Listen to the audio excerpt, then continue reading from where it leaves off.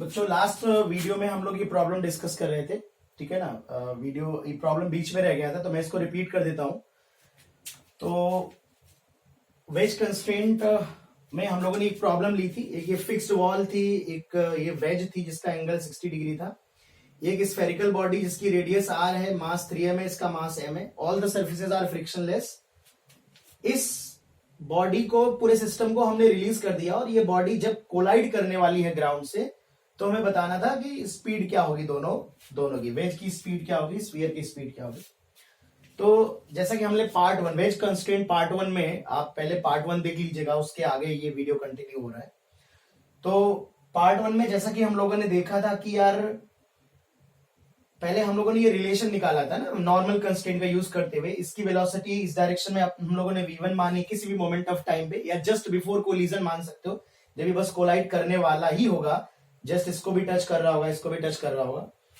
तो हम लोगों ने जस्ट एक डायग्राम बनाया था कि जब ये कोलाइड करने वाला होगा तो लेट अस सपोज कि ये दोनों टच कर रहे हैं और ये v2 और ये v1 वेलोसिटी से मूव कर रहा है। तो सरफेस के परपेंडिकुलर डायरेक्शन में वेलोसिटी इक्वल होनी चाहिए अगर दोनों बॉडी लगातार टच में है। नॉर्मल कंस्ट्रेंट हम लोगों ने डिस्कस किया पार्ट 1। तो इसकी वेलोसिटी v1 है, इसके हम लोग दो कंपोनेंट करेंगे। ये एंगल थीटा है, v1 cos theta, this is v1 sin theta. Sphere की वेलोसिटी वर्टिकल है, तो मैं यहाँ पे बस एंगल समझने के लिए यहाँ पे बनाया। तो ये v2 है, ये नॉर्मल, जैसे तुम देखो mg बनाते हो, ये एंगल थीटा, ये 90 माइनस थीटा, ये थीटा हो जाता है ना। तो सिमिलरली ये v2 होगा, ये थीटा होगा, this is v2 cos theta, this is v2 sin theta.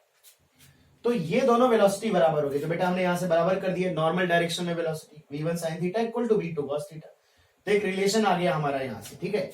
फिर हमने मैकेनिकल एनर्जी कंजर्वेशन लगाया, क्योंकि प्रॉब्लम में मैंने ये पूछा था कि बॉडी जब जस्ट कोलाइड कर जाएगी, तो जब ये जस्ट कोलाइड करेगी थोड़ा और नीचे होगी उस मोमेंट ऑफ टाइम पे, लेट अस सपोज उस समय वेलोसिटी v1 v2, ठीक है। चाहो तो मैं इसको डायग्राम को थोड़ा चेंज कर सकता हूं। उसी मोमेंट ऑफ टाइम पे वेलोसिटी मान लेता हूं, जस्ट कोलाइड करने वाला है, ये मान लीजिए ऐसे कुछ वॉल यहाँ पे, ठीक है। ये वॉल फिक्स्ड है अपनी जगह, तो इसकी वेलोसिटी v2 है डाउनवर्ड। तो जस्ट जब ये कोलाइड करने वाला होगा, इसके सेंटर ऑफ मास की जो ग्राउंड से हाइट होगी वो r होगी, और इनिशियल हाइट क्या थी 4r। तो सेंटर ऑफ मास कितना नीचे आया है 3r। तो हमने simple conservation of mechanical energy या initial potential energy plus kinetic energy equal to final potential energy plus kinetic energy. तो बच्चों यहां पे हम लोगों ने इसकी इनिशियल पोटेंशियल एनर्जी कुछ भी मान ली, लेट अस से u स्फीयर, ठीक है। वेज की पोटेंशियल एनर्जी इसलिए नहीं लिखी है क्योंकि वेज हॉरिजॉन्टल लेवल पे मोशन हो रहा है और उसकी पोटेंशियल एनर्जी में कोई चेंज नहीं आएगा, ठीक है। तो वो लिखने की जरूरत नहीं, दोनों तरफ से कट जाएगी। अगर आप लिखोगे भी तो इक्वल इक्वल आएगी और कैंसिल आउट हो जाएगी। दोनों बॉडी रेस्ट पे थी तो दोनों की काइनेटिक एनर्जी 0-0 लिख ली। ये बॉडी नीचे आई है कितना 3r, 4r से r हाइट पे, तो initial potential energy minus mgh, ठीक है ना, will be the final potential energy.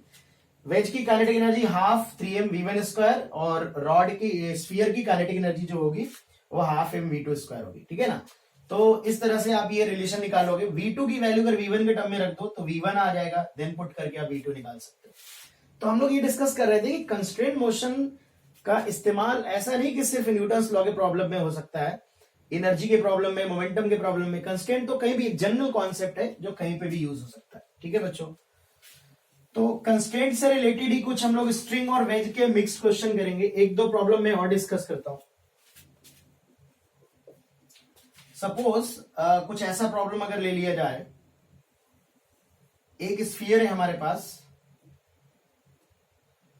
और दो वेज के कांटेक्ट में। एक वेज ये है हमारे पास,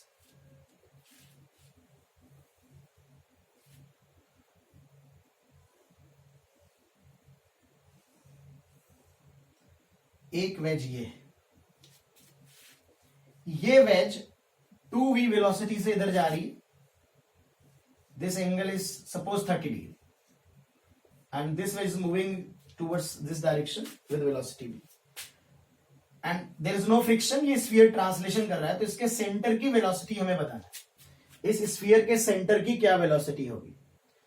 तो यार अब यहां पे और तुम्हें दिया गया, it is given in the problem that sphere is in regular contact, it is continuously in contact with the both wages, ठीक है ना, दोनों वेज के साथ कांटेक्ट में। Suppose this angle is 45 degree, समझ रहे हो इस एंगल को यूज नहीं होने वाला, कभी कभी कंफ्यूज करने के लिए दे देता है, and this angle is 90 degree.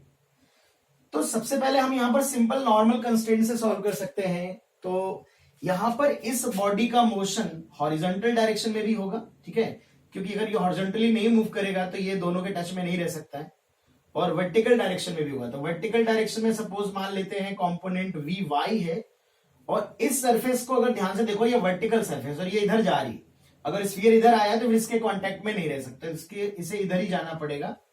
तो इसकी जो हॉरिजॉन्टल वेलोसिटी होगी वो vx हो जाएगी। अब अगर मैं इन दोनों को देख करके क्या कोई कंस्ट्रेंट रिलेशन लिख सकता हूं, तो बहुत आसानी से लिख सकते हो। ये वर्टिकल सरफेस है और रेगुलर कांटेक्ट में है, तो इसके परपेंडिकुलर डायरेक्शन में वेलोसिटी सेम होगी। तो एक लाइन में vx is equal to 2v, एक रिलेशन तो ये आ जाएगा, एक कंपोनेंट तो यहां से आ जाएगा। दूसरा रिलेशन बच्चों इन दोनों को देख के लिख सकते हो, ठीक है ना। देखो फटाफट, सब लोग पढ़ चुके, हम लोग रिवीजन के पॉइंट ऑफ व्यू से देख रहे हैं वीडियोस। तो यार इन दोनों के वेलोसिटी में रिलेशन कंस्ट्रेंट मोशन कैसे करोगे यार, ठीक है। तो या तो नॉर्मल डायरेक्शन में देख लो, ठीक है ना, या फिर रिलेटिव में जाके देखो कि अगर मैं इस वेज के रिलेटिव में इसका मोशन देखूंगा तो डाउनवर्ड दिखाई पड़ेगा। तो जो तुम्हारी मर्जी हो वो बना सकते हो, ठीक है। नॉर्मल डायरेक्शन में भी चाहो तो बता सकते हो, या फिर रिलेटिव मोशन में जाके बना सकते हो। तो चलो नॉर्मल कंस्ट्रेंट लगा के देखते हैं। तो बेटा ये मैं सरफेस बना लेता हूं, और ये वेलोसिटी जो इसकी है, ये वेलोसिटी है v, और इस ये एंगल थीटा, इसके दो कंपोनेंट आएंगे, this is v sin theta and this is v cos theta. अगर मैं स्फीयर का सेंटर ले लूं और उसकी वेलोसिटी एंगल के पॉइंट ऑफ व्यू से, ये vy हमने मानी है और ये vx मानी है। अगर मैं प्लेन के परपेंडिकुलर देखूंगा, this angle will be theta, this angle is also theta, क्योंकि ये थीटा है, ये थीटा 90 माइनस थीटा, ये थीटा हो जाएगा। तो इस डायरेक्शन में अगर देखो तुम, तो it is vx sin theta, इधर vx cos थीटा होगा, उससे मेरे को मतलब नहीं है, ठीक है। इसका जो कंपोनेंट आएगा it is vy cos theta plus ये इधर vx cos theta plus vy sin theta, ठीक है। नॉर्मल डायरेक्शन में ये जो वेज है, ये नॉर्मल डायरेक्शन में इसकी वेलोसिटी बच्चों कितनी है, v sin थीटा, और ये स्फीयर लगातार कांटेक्ट में, तो इसकी वेलोसिटी जो नॉर्मल डायरेक्शन में होनी चाहिए, पहली बात तो इसके कांटेक्ट में तो इस डायरेक्शन में होनी चाहिए, ठीक है ना, इस डायरेक्शन में होनी चाहिए, और कितनी होनी चाहिए, v sin थीटा के बराबर। तो इस डायरेक्शन में अगर देखोगे तो it is vy cos theta minus vx sin theta is equal to v sin theta, ठीक है ना। तो अगर मैं cos थीटा से डिवाइड कर दूं तो vy minus vx tan theta is equal to v tan theta. तो tan थीटा की वैल्यू यहां से आ जाएगी vy upon vx plus v। तो this is your second equation. vx की वैल्यू अगर आप यहां पुट कर देंगे तो tan थीटा हो जाएगा 1/√3, vy हमको चाहिए, vx की वैल्यू 2v 3v, तो vy it is equal to √3v, ठीक है ना। रिजल्टेंट वेलोसिटी बेटा क्या आएगा, तो resultant velocity is under root sphere की जो velocity vx square plus vy square, ठीक है। डायरेक्शन भी बता सकते हो कि क्या होगी। तो ये भी नॉर्मल कंस्ट्रेंट यूज किया है हमने, और ये भी नॉर्मल कंस्ट्रेंट यूज किया है। आप चाहो तो फर्स्ट इक्वेशन तो मेरे हिसाब से दिख जाएगी सबको, सेकेंड इक्वेशन आप चाहो तो स्फीयर की वेलोसिटी इसके रिलेटिव में देख के भी बता सकते हो, ठीक है। कैसे बता सकते हो, यहां देख लो, अगर मैं स्फीयर का मोशन इसके रिलेटिव में देखूंगा, इसके रिलेटिव में, तो मैं इसके रिलेटिव में चला जाता हूं, जिसके, तो इस पे मैंने कहा ऑब्जर्वर बिठा दिया, जिसके रिलेटिव में जाओगे अब तुम्हें ये रेस्ट पे दिखाई पड़ेगी, ठीक है ना। तो अगर तुम देखो ध्यान से, तो इसके सेंटर ऑफ मास की वेलोसिटी क्या होगी, ये vx है बेटा, ये vy है, और ये इसकी वेलोसिटी हम सब्ट्रैक्ट करेंगे। रिलेटिव वेलोसिटी का फॉर्मूला क्या होता है, velocity of sphere minus velocity of veg, minus करेंगे तो वेक्टर रिवर्स होकर ऐड होगा। तो जो भी इधर का रिजल्टेंट बनेगा, ठीक है ना, इस डायरेक्शन में जो रिजल्टेंट बनेगा ये होगा vx प्लस v, और ये होगा vy। तो ये जो रिजल्टेंट वेलोसिटी होनी चाहिए बेटा, ये जो रिजल्टेंट आएगा इन दोनों का, सपोज ये आएगा, तो ये जो रिजल्टेंट आना चाहिए it must be parallel to this plane. अगर पैरेलल होगा तो दिस एंगल इज थीटा, तो this angle will also be theta, ठीक है ना। इनका जो रिजल्टेंट आएगा, ये v और ये vx का जो रिजल्टेंट आएगा ना, this angle must be theta. तो बस tan थीटा बेटा लगा दो, तो tan थीटा क्या होगा, दिस इज वर्टिकल, थीटा के सामने वाला परपेंडिकुलर, तो ये vy, और ये अपॉन हॉरिजॉन्टल आएगा vx प्लस v। तो रिलेटिव मोशन का यूज करके भी आप कैलकुलेट कर सकते हो, ठीक है ना। तो ये सेम रिलेशन देखो आ रहा है, ठीक है ना, आ रहा है बच्चों। तो इस तरह से आप, ये वेज कॉन्स्ट्रेंट के क्वेश्चन है, सेम तरह से आप एक्सेलरेशन में रिलेट कर सकते हो, डिस्प्लेसमेंट में रिलेट कर सकते हो। तो इस तरह के कई सारे सवाल बनते हैं, आप इनके कैलकुलेशंस को समझ लो कि कैसे नॉर्मल कंस्ट्रेंट आप अप्लाई करोगे।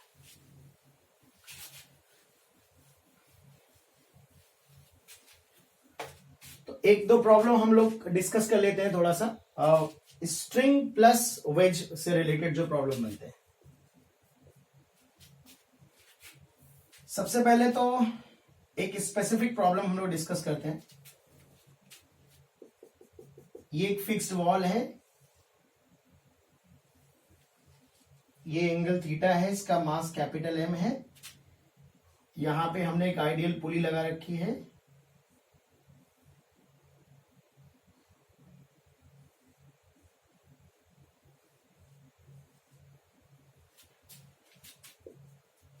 मासलेस स्ट्रिंग है बेटा, ये मासलेस पुली है, ठीक है ना, ये क्लैंप है, ये एक वेज है, थीटा एंगल बना रहा है, छोटी सी बॉडी है, all the surfaces are frictionless, और हमको बताना है find out acceleration of capital M relative to ground, acceleration of small M relative to ground, acceleration of small M relative to capital M. तीन चीजें बच्चों हमें यहां पे कैलकुलेट करनी। ये भी एक कंस्ट्रेंट मोशन में आता है, वेज प्लस स्ट्रिंग कंस्ट्रेंट तुम कह सकते हो, ठीक है। तो कई तरीके से प्रॉब्लम सॉल्व होता है, यूजिंग सूडो फोर्स, इसके फ्रेम में जाके सॉल्व कर सकते हो, एक्स और वाई में मान के एक्सेलरेशन सॉल्व कर सकते हो, बट मैं आपको एक इजीएस्ट वे एक्सप्लेन करना चाहूंगा, जो सबसे सरल तरीका मेरी नजर में मुझे लगता है इसका, वो मैं डिस्कस करूंगा। कोई भी प्रॉब्लम सॉल्व करने से पहले सबसे पहले मोशन देखा जाता है, मोशन किस तरह से हो रहा है। तो यार मोशन कैसा हो रहा है देख लो। तो ऑब्वियस सी बात, अगर मैं वेज को देखूंगा तो वेज का मोशन, में थोड़ा सा छोटा डायग्राम बना लेता हूं, यहां पे जो बॉडी रखी है तो उसकी वजह से एक नॉर्मल रिएक्शन लगेगा, ठीक है, ये पुली है, स्ट्रेस, ठीक है ना। अभी मैं बाकी फ्री बॉडी डायग्राम नहीं बना रहा हूं, बस समझा रहा हूं कि ये जो नॉर्मल लगेगा उसका एक कंपोनेंट इधर आएगा, और इसकी वजह से इसका मोशन जो है वो शुरू होगा इधर की तरफ। तो इसका एक्सेलरेशन जो वेज का होगा, लेट अस सपोज इसका एक्सेलरेशन मैंने ए मान लिया ग्राउंड के फ्रेम में, तो मैंने ये एज्यूम कर लिया, इसको ए एज्यूम कर लिया लेंथ, ठीक है। अब क्या तुम सबसे पहले ये सोचो, इस बॉडी के एक्सेलरेशन के टर्म में इसे रिलेट कर सकते हो, ठीक है, या फिर तुम्हें कोई दूसरा तरीका लगाना पड़ेगा। तो कुछ लेंथ या लेंथ मेथड या डिस्प्लेसमेंट मेथड से भी समझ सकते हो बहुत आसानी से। जैसे मैं एक सिंपल बात कहूं कि ये लेंथ को अगर मैं x मानूं और ये लेंथ को मैं y मानूं, तो x प्लस वाई जो है वो कांस्टेंट है। तो अगर मैं देखूं कि x प्लस वाई कांस्टेंट है, तो अगर ये जब बॉडी, बेस्ट सिंपल मोशन देख सकते हो, ये जो वेज है ये जितना मूव करेगी इस डायरेक्शन में बेटा टूवर्ड्स लेफ्ट, सपोज ये कुछ भी मूव करती है, dx मूव करती है, तो ये लेंथ जितनी कम होगी उतनी ये लेंथ आपकी बढ़ेगी। इसी को अगर मैं डिफरेंशिएट कर दूं तो dx by D t is equal to minus times या plus dy by D t equal to 0। तो dx by D t is equal to minus times dy by D t, या minus times d equal to d t equal to, मतलब जिस rate से x घट रहा है उसी rate से y बढ़ रहा है। अब तुम देखो y क्या है, y अगर एक ऑब्जर्वर, इस पे इमेजिनरी ऑब्जर्वर बिठा दूं मैं, कोई चींटा बिठा दूं, मच्छर बिठा दूं, तो वो इस पुली को देख रहा होगा अगर, तो पुली और बॉडी के बीच में जो डिस्टेंस है वो किस रेट से कम हो रही है। तो तुम ऐसे कह सकते हो जो पुली है वो तो एक बॉडी का ही हिस्सा है, बॉडी के साथ साथ जा रही है, तो पुली के ये जो rate of change of Y होगा वो बेसिकली पुली के रिलेटिव में बॉडी की जो वेलोसिटी होगी अपवर्ड, ठीक है ना। ये dy बाई डी टी है तुम्हारा, ठीक है। y कम हो रहा होगा, y बढ़ रहा होगा, x कम हो रहा है चूंकि, ठीक है ना। तो जो dy बाई डी टी है ये नीचे जा रहा होगा, ये पुली से दूर जा रहा होगा, ऊपर नहीं जा रहा होगा, क्योंकि ये बॉडी नीचे जा रही होगी, यानी कि ये बॉडी का जो मोशन इस वेज के रिलेटिव में, पुली वेज का ही अगर मैं पुली को देखूं यहां पे बैठ के, तो ये इंक्रीज करता हुआ दिखाई पड़ेगा। तो मैं ये कह सकता हूं कि ये जो dx बाई डी टी है minus dx by D T, ये है वेलोसिटी ऑफ वेज, ठीक है ना, with respect to velocity of capital M with respect to ground, और ये जो dy बाई डी टी है बेटा, ये आपका वेलोसिटी ऑफ स्मॉल एम है विद रिस्पेक्ट टू कैपिटल, ठीक है। ये दोनों आप मैग्नीट्यूड में जो आपकी है वो बराबर है बेटा, ये माइनस साइन से लगाने से पॉजिटिव हो गया है, माइनस लगाने की जरूरत नहीं, because dx by dt it self is negative, तो जो हमारा माइनस है it will make it positive. ठीक है बच्चों, चलो और देख लेते हैं। एक बार और डिफरेंशिएट करोगे तो जो एक्सेलेरेशन होगा कैपिटल एम का ग्राउंड के रिलेटिव में, सेम एक्सेलेरेशन होगा स्मॉल एम का कैपिटल एम के रिलेटिव में। तो बहुत सिंपल बात है, ये हमने ए माना है, तो जो स्मॉल एम का कैपिटल एम के रिलेटिव में एक्सेलेरेशन होगा वो भी ए होगा। तो ऐसे समझ सकते हो कि जितना ये मूव करेगा उतना ही वेज के रिलेटिव में ये लेंथ बढ़ेगी, वेज के रिलेटिव में मूव करेगा। If this wedge is accelerating in this direction with acceleration A, then acceleration of small m relative to this wedge will be a। ये जो एक्सेलरेशन होगा ये इस ब्लॉक का इसके रिलेटिव में होगा। यही एक एनालिसिस इस प्रॉब्लम को अच्छा बनाती है। यहां तक अगर आपने कर लिया तो ये सवाल फिर आपसे हो जाएगा तुरंत। बट ये एक्सेलरेशन जो है वो इस बॉडी का ग्राउंड के रिलेटिव में एक्सेलरेशन नहीं है बेटा। ठीक है, तो ग्राउंड के रिलेटिव में कैसे कैलकुलेट करेंगे? तो स्मॉल एम का अगर मैं ग्राउंड के रिलेटिव में लिख रहा हूं तो स्मॉल एम का एक्सेलरेशन कैपिटल एम के रिलेटिव में प्लस कैपिटल एम का ग्राउंड के रिलेटिव में। ठीक है ना, कैसे लिख रहा हूं चाहे तो देख लो यार, सब लोग इस तरह से याद करते हैं या समझते हैं। स्मॉल एम का कैपिटल एम के रिलेटिव में क्या होगा? स्मॉल एम का ग्राउंड के रिलेटिव में माइनस कैपिटल एम का ग्राउंड के रिलेटिव। ठीक है, तो अगर मुझे ये वेक्टर चाहिए तो स्मॉल एम का मुझे कैपिटल एम के रिलेटिव में गिवन है, तो ये वेक्टर हम ऐड कर देंगे यहाँ पे। ठीक है, तो अगर तुम ध्यान से देखो तो ये वेक्टर इधर आके ऐड हो जाएगा, तो मैं यही ऐड कर लेता हूं capital M with ground with respect to ground. तो ये जो दिया है स्मॉल एम का कैपिटल एम के रिलेटिव में, वो बेटा एक्सेलरेशन इधर है ना, दिस एंगल इज थीटा, और वेज इधर आ रही है तो वो भी ए है। तो ऐसे समझो कि ये ए से इधर तो जा ही रहा है वेज के रिलेटिव में, वेज के साथ साथ इधर भी आ रहा होगा, तो एक हॉरिजॉन्टल एक्सेलरेशन ए भी होगा। तो रिजल्टेंट हॉरिजॉन्टल एक्सेलरेशन अगर देखा जाए तो इन this direction A minus A cos theta होगा और इन this direction A sine theta होगा। बाकी आप किसी भी दो डायरेक्शन में रिजॉल्व कर सकते हो, फिलहाल मैं एक्स और वाई में रिजॉल्व करके दिखा रहा हूं। तो ये तो एक एक्सेलरेशन की एनालिसिस है कि आप एक्सेलरेशन को कैसे समझोगे, कैसे रिलेट करोगे, how will you find the relation. तो सबसे पहले आपने देख लिया कि ये वेज एक्सेलरेशन ए से जा रहा है और ये बॉडी इस वेज के रिलेटिव में एक्सेलरेशन ए से इधर जाएगी। अब हम न्यूटन्स लॉ की बात करते हैं। तो बेस्ट मेथड क्या है, बेस्ट तरीका क्या है इस प्रॉब्लम को सॉल्व करने का? एक बच्चों हम न्यूटन्स लॉ लगाएंगे पूरे सिस्टम के लिए। पूरे सिस्टम के लिए आपको पता होना चाहिए, मल्टी बॉडी सिस्टम के लिए न्यूटन्स लॉ कैसे लिखते हैं? F external is equal to m1a1 plus m2a2 plus m3a3, या फिर total mass into acceleration of centre of mass लिख सकते हैं। ये सेंटर ऑफ मास में सब लोगों ने पढ़ा होता है मल्टी बॉडी सिस्टम में, अगर हमें लिखना हो, अगर एक्सेलरेशन अलग अलग हो। तो अगर मैं इस पूरे को सिस्टम मान लूं, दोनों बॉडी को मिला के, तो ये जो टेंशन फोर्स होगा, चूंकि ये यहां पे कनेक्टेड है एक एंड, तो ये इकलौता हॉरिजॉन्टल एक्सटर्नल फोर्स होगा। इसके अलावा अगर मैं वेज पुली बॉडी को पूरे को सिस्टम मान लूंगा तो कोई ये एमजी लगेगा, या इंटरनल हो जाएगा नॉर्मल रिएक्शन, नॉर्मल यहां से ग्राउंड से वर्टिकल होगा। ठीक है ना, पुली पे टेंशन ऐसे लगेगा, बॉडी पे ऐसे लगेगा, वो भी इंटरनल फोर्स होगा। तो केवल ये जो टेंशन होगा, this is the external force only. ठीक है ना, तो F external is equal to m1a1, इस डायरेक्शन को मैं पॉजिटिव कंसीडर कर ले रहा हूं फोर्स की डायरेक्शन में।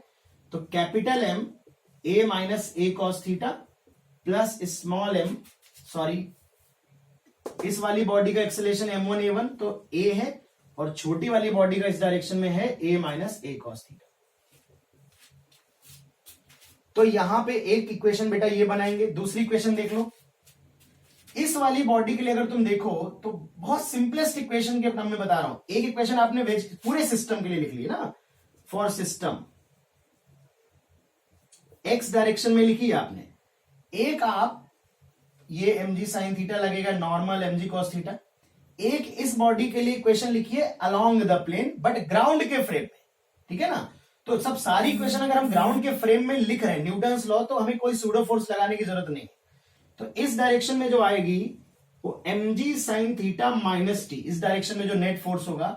और इस डायरेक्शन में अगर एक्सेलरेशन हमें चाहिए, नेट एक्सेलरेशन, तो कंपोनेंट करने का ढंग बदल देंगे। ये a है और ये a, इन दोनों वेक्टर्स का जो रिजल्टेंट होगा, this is the net acceleration of small m with respect to ground. तो अगर बेटा हम मोशन को प्लेन के अलोंग और प्लेन के परपेंडिकुलर कंसीडर कर रहे हैं, तो सारे एक्सेलरेशंस को भी हम प्लेन के अलोंग और प्लेन के परपेंडिकुलर कंसीडर करेंगे। तो अगर तुम देखो तो मैं दो डायरेक्शन ले लेता हूं, प्लेन के अलोंग और प्लेन के perpendicular. This angle will be theta ये ए कॉस थीटा हो जाएगा और ये ए साइन थीटा हो जाएगा, ठीक है। तो इस डायरेक्शन में जो एक्सेलेरेशन होगा downward, A minus A cos theta होगा, रिजल्टेंट ग्राउंड के फ्रेम में। बहुत सारे बच्चे हो सकता है यहाँ पे ए लिख दें, क्या है इसके एक्सेलेरेशन ए है, बट ए तो केवल इस बॉडी के रिलेटिव में है, हमें ग्राउंड के रिलेटिव में लिखना है, न्यूटन्स लॉ ग्राउंड के रिलेटिव में लिख रहे हैं, तो इट इज एम, इस डायरेक्शन में आएगा ए minus A cos theta once again, ठीक है। आप इसे सिंपल ऐड कर दीजिए, देखिए टी से टी कट जाएगा और एक लाइन में ए की वैल्यू आ जाएगी। तो ये वाला आंसर तो आपका ए है, ये वाला आंसर भी ए है, ये वाला आंसर जो होगा वो इन दोनों का रिजल्टेंट होगा। ये जो रिजल्टेंट वेक्टर आएगा ग्राउंड के रिलेटिव में, अगर हम छोटी वाली बॉडी का एक्सेलेरेशन देखें तो वो आएगा ग्राउंड के रिलेटिव में A minus A cos theta का whole square plus A sine theta का whole square. This is the complete problem. एक अच्छा प्रॉब्लम है बच्चों ये, ठीक है।